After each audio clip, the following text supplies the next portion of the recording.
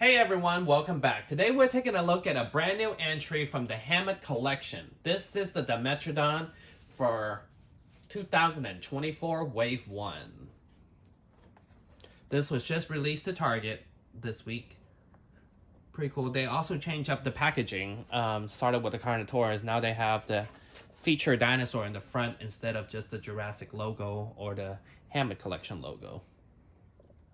So this wave only consists of him by himself, even though blue is pictured on the back of the box. None have been found yet, so they're kind of downsizing the Hammond collection, I feel like. As you can see, Owen is also available, but there's not a second character like we did last year with 2 humans and 2 dinosaurs per wave. So let's open this one and check it out. All right, so right out of the box, this figure is actually pretty nice. Very well proportioned than the other Dimetrodons we have gotten. And this one is actually pretty faithful to the film deco.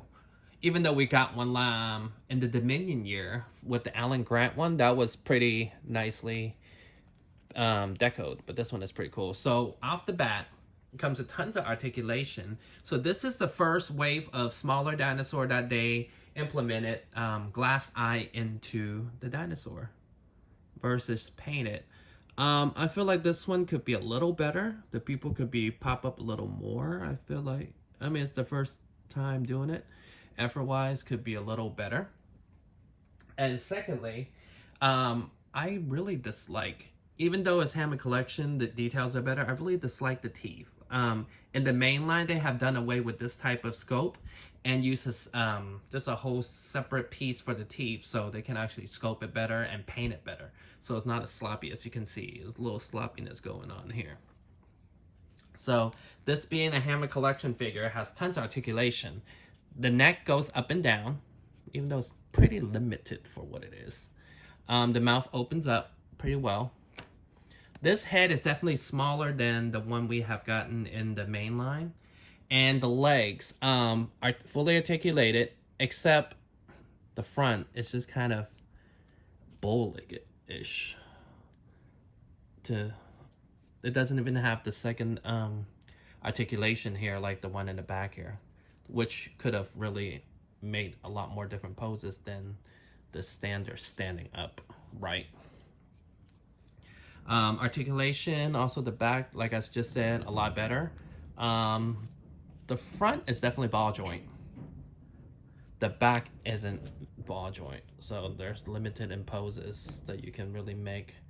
Along with, but I will say though, I really do like the scale on this figure. And the sail, I really like the deco. The sail is definitely soft plastic versus hard plastic we got in the main line.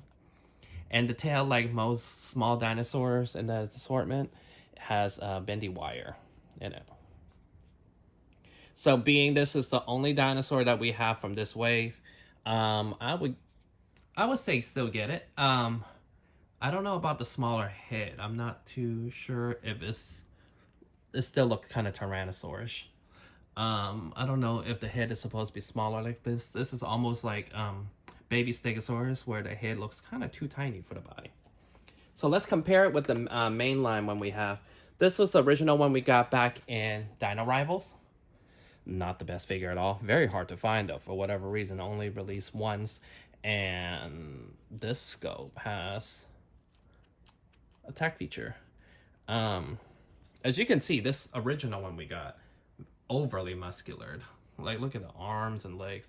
And as I was saying before, being that they're limited in articulation in the front legs, and this part, we can't really pose it like this, where depiction has always been, that's how Dimetrodon is, versus standing upright like this. But pretty cool figure, nevertheless. So this is the one that came with Alan Grant in the Dominion year. As you can see, these two are very similar in color. And you can see actually size difference. The Hammond collection one is actually smaller than the one we got before in the main line.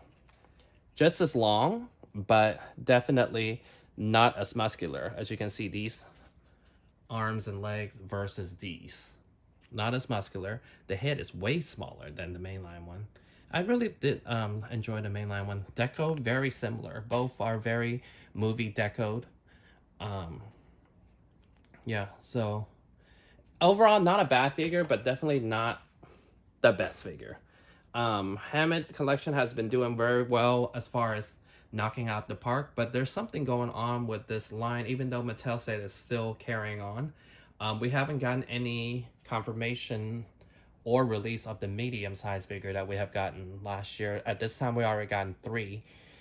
We haven't gotten that yet. And then now also that these smaller figures, human and dinosaur, that cut down to 1 per wave versus 2 per wave. So Hammond is slowing down a little bit. It could be we're back end heavy in the back of the year maybe.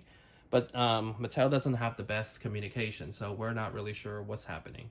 But there is still rumors of Pyroraptor and another Jurassic World Raptor coming, and there's also Blue coming. So something to look forward to. But thank you for watching, and I'll see you guys next time.